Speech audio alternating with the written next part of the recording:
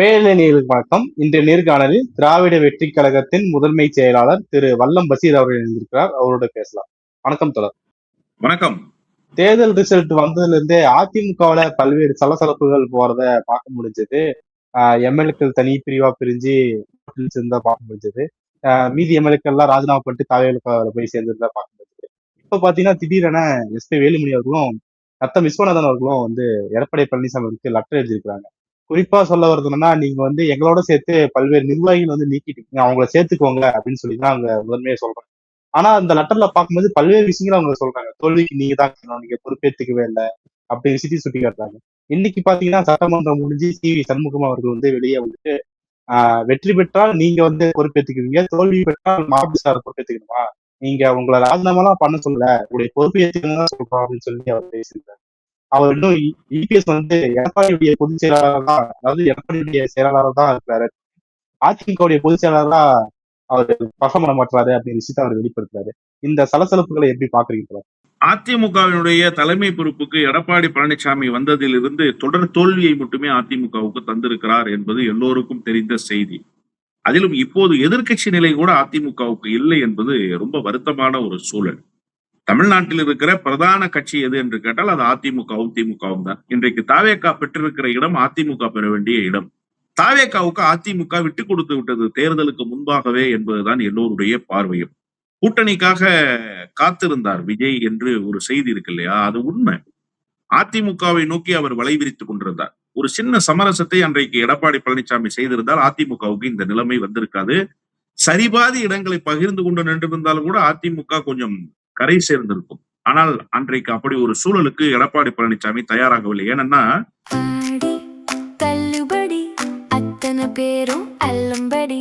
6 முதல் 60% வரை ஆடி தள்ளுபடியுடன் super Saravana stores, Chennai, Madurai, Kovai. Edappadi Palaniswami ஒரு ஈகோயிஸ்ட் சார். அவரால் தன்னுடைய கட்சியை பலப்படுத்த முடியவில்லை என்று சொன்னாலும் தன்னுடைய இமேஜை பலப்படுத்திக் கொள்ள வேண்டும் என்பதில் முனைப்பு காட்டுபவராக எப்போதுமே இருந்தார். அவருக்கு என்ன நோக்கம்னா, அதிமுகங்கிற கட்சி லெட்டர்பேட் இயக்கமா இருந்தாலும் பரவாயில்ல, நான் அதிமுகன்ற கட்சிக்கு பொதுச் செயலாளரா இருக்கணும், அந்த கட்சியை கேடு கெட்டு ஒழிஞ்சா பரவாயில்ல, அதை பத்தி எனக்கு கவலை இல்லை. ஆனா என்னுடைய கையை மீறி போய் அது பலமா இருக்கணும்னா அப்படி ஒரு பலம் அந்த கட்சிக்கு தேவையில்லைன்ற மனநிலைக்கு அவரு வந்துட்டாரு. அதனாலதான் அதிமுகவை எந்த கட்டத்திலும் அவர் அடுத்த கட்டத்தை நோக்கி நகர்த்த வேண்டும் என்கிற எண்ணத்துக்கு வரவே இல்லை. தேமுதிகவோடு கூட்டணி பேசியிருந்தால் தேமுதிக கூட்டணி வாய்ந்திருக்கும். தேமுதிகவுக்கு ராஜ்யசபா இடத்தை தங்க தாம்பூலத்துல வச்சு தர்றேன்னு சொன்னார். அந்த அம்மா கிடப்புல போட்டாங்க.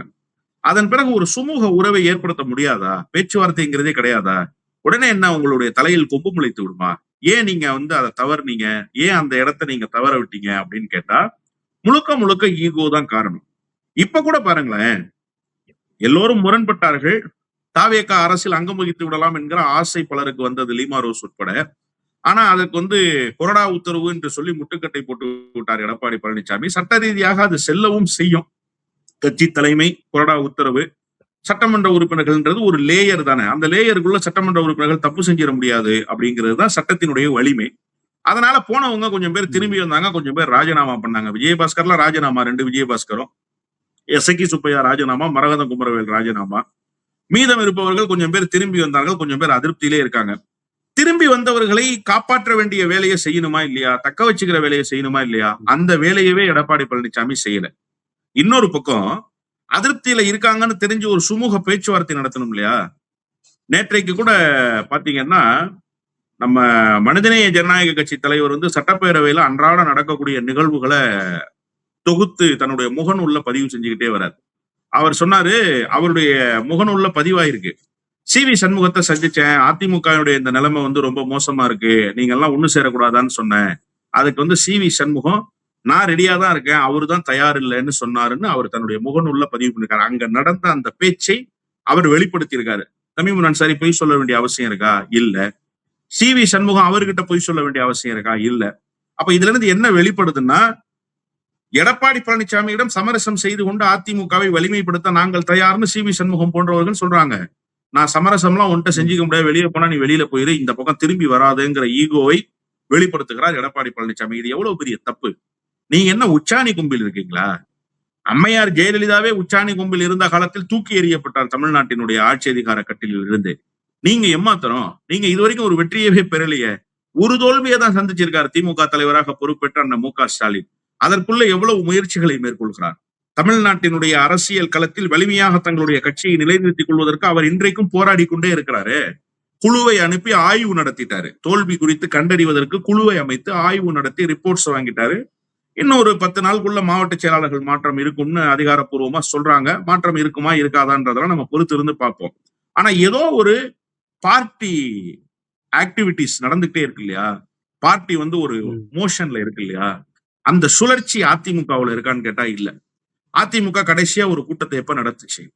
மாவட்ட வாரியா நிர்வாகிகளை சந்திக்கிறார் எடப்பாடி பழனிசாமி. அதெல்லாம் ஒண்ணும் கிடையாது. எங்காவது ஒரு மாவட்டத்துல நீங்க கூட்டத்தை நடத்திட்டீங்களா? அதுவும் கிடையாது.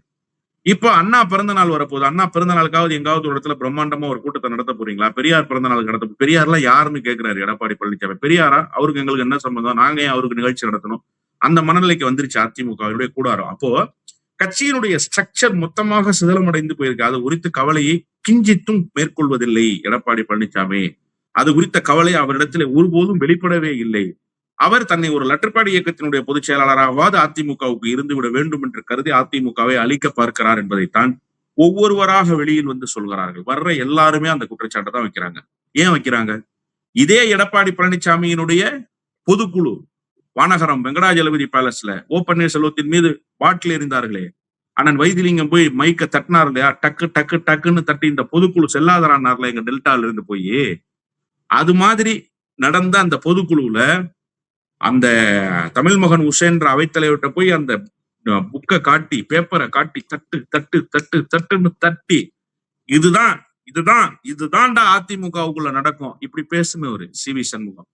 அப்ப எடப்பாடி பழனிசாமி அந்த பொதுச் செயலாளர் நாற்காலியில் உட்காருவதற்கு எல்லா வகையிலும் துணை நின்றவர் சி.வி. சண்முகம். இன்னைக்கு அந்த சி.வி. சண்முகம் முரண்படுறாரு. சார் ஓபிஎஸ் அணியில போயிட்டார் சார் நத்தம் விஸ்வநாதன் முதல் இன்னிங்ஸ்ல தர்ம யுத்தத்துல. அப்புறம் தர்ம யுத்தம் முடிஞ்சு எல்லாரும் ஒண்ணு சேர்ந்ததற்கு பிறகு ஓபிஎஸ் வெளியில போனார்ல, தர்ம யுத்தம் 2.0 போனார்ல. அப்ப போகலங்க நத்தம் விஸ்வநாதன், எடப்பாடி பழனிசாமியோட இருந்துட்டாரு. அப்போ எடப்பாடி பழனிசாமி எந்த அளவுக்கு நம்பி இருந்தால் முதல் இன்னிங்ஸ்ல போன நத்தம் விஸ்வநாதன் 2வது இன்னிங்ஸ்ல போகாம போயிருப்பாரு. அப்ப அதெல்லாம் கொஞ்சமாவது எடப்பாடி பழனிசாமி நினைச்சு பார்க்கணுமா இல்லையா? கிஞ்சித்தும் அது குறித்த கவலை எடப்பாடி பழனிசாமிக்கு இல்லை. எடப்பாடி பழனிசாமி அதிமுக குறித்து கவலைப்படுவதில்லை. எனவேதான் இன்றைக்கு நத்தம் விஸ்வநாதனும் சி.வி. சண்முகமும் வலிமையாக உள்ள இருந்து கொண்டு எதுக்குறாங்க. அடுத்து தங்கமணி வேலுமணியும் அதே நிலைமைதான். என்ன இவங்க இன்னைக்கு சொல்லிட்டாங்க, அவங்க இன்னொரு 10 நாள் கழிச்சு சொல்லுவாங்க. அவங்க கொடுத்த பொறுப்புகளை இன்னும் ஏற்கல. ரொம்ப முக்கியம், வேலுமணிக்கு திரும்ப பொறுப்பு போட்டாரு. அந்த பொறுப்பை நான் ஏற்கல, அடிப்படை உறுப்பினராகவே தொடர்றேன்னு சொல்லிட்டாரு வேலுமணி. அப்போ அதிமுகவுக்குள் ஒரு மிகப்பெரிய அதிருப்தியும் ஒரு சங்கட்டமான மனநிலையும் இப்போதும் நிலவி கொண்டே இருக்கு. அதை சரி செய்வதற்கு கட்சியினுடைய பொதுச் செயலாளர் தயாராக இல்லை. எனவே ஒருவர் பின் ஒருவராக படையெடுத்து எடப்பாடி பழனிசாமிக்கு எதிராக வந்து நிற்கிறார்கள். 400க்கும் மேற்பட்ட நிர்வாகிகள் வந்து நீக்கப்பட்டிருக்காங்க. திரும்ப சேர்த்துக்கணும், அந்த பதவியில வந்து வச்சுக்கணும் அப்படின்னு சொல்லி இவங்க ரிக்வஸ்ட் பண்றாங்க. ஆனா இன்னொரு சமயம் பார்க்கும்போது இவங்க எல்லாமே ஏதோ ஒரு வகையில வந்து நமக்கான ஒரு அதிருப்தியை வெளிப்படுத்திட்டே இருக்காங்க. நமக்கான ஒரு ஆட்களை வந்து அந்த பதவிகளை போட்டு வச்சுக்கிட்டால் அது நல்லா இருக்கும்னு சொல்லி ஒரு தலைவர் யோசிப்பார் இல்லையா? அந்த வகையில எடப்பாடி பண்ண அந்த செயலானது எப்படி புரிஞ்சுக்கிறாங்க? இல்லைங்க, நான் என்ன கேட்கிறேன்னா, ஒரு சமரசம்னு வந்துதானே ஆகணும். தனக்கான ஆட்கள் அந்த பதவியில போட்டு வச்சுக்கிறேன் அப்படின்னா ஒரு டம்மி பதவியாவது தன்னை விட்டு வெளியேறியவர்களுக்கு போடணும்ல, மீண்டும் வந்து சேர்ந்தவர்களுக்கு போனா அப்ப அவங்களுக்கு என்ன அங்கீகாரம்? அவங்க நெடுங்காலமாக பயணிச்சிருக்காங்க சார்.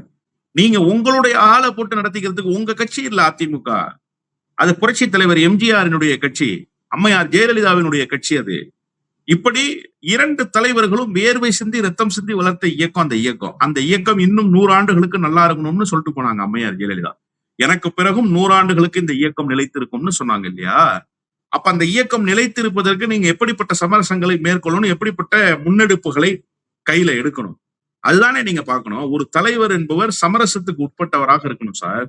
நீங்க ஒன்னும் சர்வாதிகாரி கிடையாது. சர்வாதிகாரியா இருக்கிற தகுதி உங்களுக்கு இருந்தா நீங்க சர்வாதிகாரியா இருக்கலாம், அது வேறு. கட்டமைப்பை கோட்டை விட்டு கோட்டை இல்லாமல் ஒருவர் மன்னனாக இருக்க முடியுமா? இப்ப கோட்டை இல்லை, இடிந்து தரமட்டம் ஆயிடுச்சு, ஆனா நான் தான் மன்னன்னு நீங்க இருமாப்பு காட்டினீங்கன்னா உங்களை நகைப்புக்குரிய காமெடி பீஸ் என்கிற அந்த நிலையிலிருந்து தான் மக்கள் பார்ப்பாங்க. நீங்க கோட்டையில் இருந்தால்தான் மன்னன். கோட்டை குத்தலங்கள் சுக்குநூறாகி போனால் நீங்கள் யார்? தமிழ்நாட்டு அரசியல் களத்தில் எடப்பாடி பழனிசாமிக்கு ஏதாவது ரோல் இருக்கா? இப்ப சொல்லுங்க. எடப்பாடி பழனிசாமி கருத்து என்ன சார் யாராவது கேட்கறாங்களா? 2 பேர் தான் பேசுறாங்க. விஜய் தெரிஞ்சு சொன்னாரா தெரியாம சொன்னாரான்னு தெரியாது. 2 பேருக்கு இடையில தான் போட்டி. ஒன்னு தாவேகா, இன்னொன்னு திமுக. உண்மையிலேயே அப்படிதாங்க இருக்கு தமிழ்நாட்டு அரசியல். அதிமுகவுக்கு ரோல் இல்லைங்க. ரோல் இல்லைங்கிறத எடப்பாடி பழனிசாமி உணர்ந்தாவது தன்னை தற்காத்துக் கொள்ளணுமா வேணாமா? தன்னுடைய கட்சியை மீண்டும் ஒரு பழைய நிலைக்கு புத்துயிர் ஊட்டி எடுத்துட்டு வரணுமா வேணாமா? இந்த நேரத்துல என்ன பண்ணிருக்கணும்? கட்சி கட்டுக்கோப்பா இருக்குங்க, நாங்கெல்லாம் ஒன்னாதாங்க இருக்கோம்னு காட்டி இருக்கணுமா வேணாமா? காட்டலையே. சரி, பதவி வெறி பிடித்து விஜயபாஸ்கர்கள் போகிறார்கள், எஸ்.கே. சுப்பையாக்கள் போகிறார்கள், அவர்களை எல்லாம் நிறுத்த முடியாது. வேண்டாம் என்று சமரசத்துக்கு உட்பட்டு வந்திருக்கிறாங்கல்ல. நான் கேக்குறேன், வெளிப்படையாகவே நம்ம பேசுவோம். இது ஒரு போலியான ரிட்டர்ன் தாங்க. உண்மையிலேயே அந்த 21 பேர் திரும்பி வந்தவங்க எல்லாம் மனதார திரும்பி எடப்பாடி பழனிசாமியை ஏத்துக்கிட்டு அதிமுகவுக்குள்ள வந்துட்டாங்களா? வேற வழி இல்லாம வந்தாங்க. உண்மையை பேசுவோம். நம்ம எம்எல்ஏ பதவியும் போயிரும், எம்எல்ஏ பதவியை காப்பாத்திக்குவோம். எடப்பாடி பழனிசாமியோட போய் இருக்கிற மாதிரி இருந்துக்கும். இதை எடப்பாடி பழனிசாமி உணர்றாரு. நீங்களும் அதே மாதிரி நடிக்க வேண்டியதுதானேன்னு கேட்கிறேன். அவங்களுக்கு ஏன் இடம் கொடுத்தீங்க? நீங்க ஏங்க அந்த பழைய நிர்வாகிகளுக்கு மீண்டும் பொறுப்பு கொடுக்கல? கேள்வி வருதா? இந்த கேள்வியை எல்லாம பாத்துக்கலாம்ல. மாவட்ட செயலாளர் கேட்கிறவனுக்கு அமைப்பு செயலாளர் கொடு, ஒன்றிய செயலாளர் கேட்கிறவனுக்கு மாவட்ட அணிகள்ல போடு. எதையாவது ஒரு பொறுப்பை போட்டு வச்சுக்க வேண்டியதானே? என்ன தப்பு இருக்கு? பொறுப்பே போட மாட்டேன் அப்படின்னா என்ன அர்த்தம்? நான் பொறுப்பே தரமாட்டேன் உனக்கு, நீ அப்படியே பொறுப்பு இல்லாமலே இரு அப்படின்னா, அப்போ தன்னை விட ஜூனியர்ஸ் கட்சியில பொறுப்புக்கு வந்துடுறான். தனக்கு பொறுப்பு இல்லாம இருக்கு. அழைப்புதல்ல பேர் போட மாட்டான். போஸ்டர் அடிச்சா என்ன பொறுப்புன்னு போட முடியாது. எக்ஸ் மாவட்ட செயலாளர், எக்ஸ் எம்ஜிஆர் மன்ற இணை செயலாளர், இப்படி போட்டுக்கிறதுக்கு ஒரு கில்ட் ஃபீலிங் வரும்ல. அந்த ஃபீலிங் அதிமுகவுக்குள்ள வந்துருச்சு. அதனாலதான் பல பேர் முரண்படுறாங்க. நீங்க உங்களுக்கு வேண்டிய ஆளை வச்சுக்கிட்டு தான் கட்சி நடத்தணும்னா அப்ப சி.வி. சண்முகம் சொல்றது சரிதானே? எடப்பாடிக்கு செயலாளராகவே தான் இருக்காரு அவரு. தனக்கு வேண்டிய ஆள் வேண்டும் சார். அரசியலில் தன்னுடைய நண்பனும் இருக்க வேண்டும், எதிரியும் இருக்க வேண்டும். 2 பேரையும் ஒன்னா சேர்த்து அழைச்சிட்டு போறவர் தான் தலைவர். 2 பேரையும் ஒன்னா வச்சு மெயின்டைன் பண்றவருக்கு பேர் தான் தலைவர். அண்ணன் மு.க. ஸ்டாலினுக்கு முரண்பாடே கிடையாதா நிர்வாகிகள்கிட்ட? எத்தனை நிர்வாகிகளோடு முரண்பட்டு இருக்கிறார்? அதுக்காக என்ன அவங்களெல்லாம் ஓரம் வச்சுட்டாரா? அவங்களெல்லாம் தள்ளி வச்சுட்டாரா? கலைஞரோடு எத்தனை முன்னணி நிர்வாகிகளுக்கு, தலகர்த்தர்களுக்கு முரண்பாடு இருந்திருக்கு. அதெல்லாம் கலைஞர் தள்ளி வச்சுட்டாரா? இல்ல. எல்லாரையும் உள்ளடக்கி தான் சார், இன்க்ளூசிவ் பாலிடிக்ஸ் தான் சார் பண்ணணும். அவர் தான் சார் லீடரு, அவர் தான் சார் கேப்டன். நீங்க யாரு சார்? உங்களுக்கு லீடர்ஷிப் குவாலிட்டியும் இல்ல, உங்களால கட்சியும் வழிநடத்த முடியல அப்படின்னா நீங்க ஏன் அந்த கட்சியை கபலீகரம் செய்றீங்க? விட்டுட்டு போயிருங்கன்றோம். விட்டுட்டு போயிருங்க. யாராவது ஒருத்தர் பாத்துக்கிட்டோம். யாராவது ஒருத்தர் அந்த தலைமைக்கு வருவாங்கல்ல. அது எய்தர் சசிகலாவா கூட இருக்கலாம், என்ன தப்பு இருக்கு? தினகரனா கூட இருக்கலாம், என்ன தப்பு இருக்கு? அந்த மாதிரி யாராவது ஒருத்தர் வந்துட்டு போறாங்க. ஏன் நீங்க ஏன் போட்டு உங்களால முடியலன்னா மல்லு கட்டிட்டு இருக்கீங்கன்றதுதான் இப்போது அதிமுகவிலிருந்து எழுந்திருக்கிற குரல்.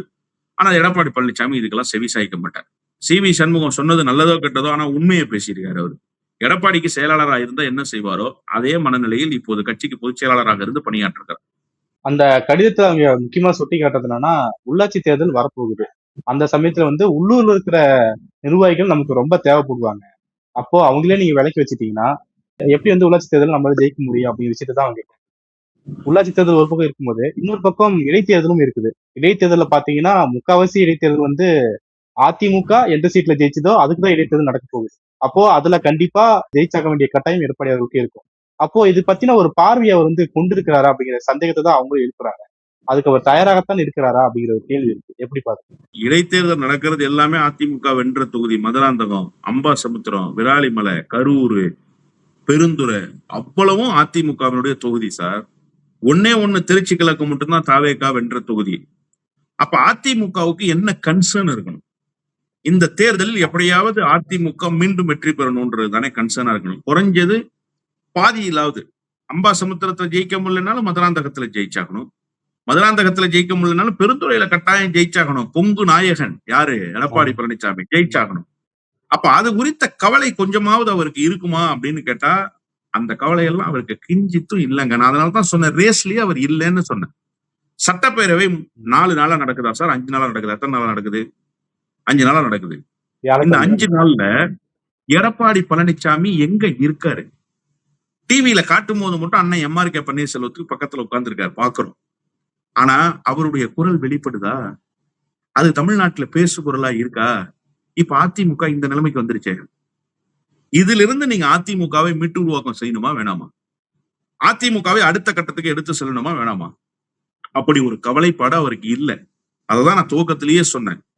அவர் லெட்டர்பேடு கட்சியாக அதிமுகவை வச்சுக்கிட்டாலும் நான் பொதுச் செயலாளர், அதுல ஒண்ணும் மாற்றம் இல்லை. அந்த நிலையில அவரு உறுதியாக இருக்காரு.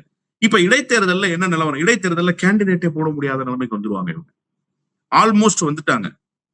இப்பவே கூடாரம் காலியாகி போச்சு. அந்த கட்சியில யாரெல்லாம் நீங்க அடையாளப்படுத்துவீங்களோ அவங்க எல்லாரும் தாவேக்காக்கு போயிட்டாங்க சார்.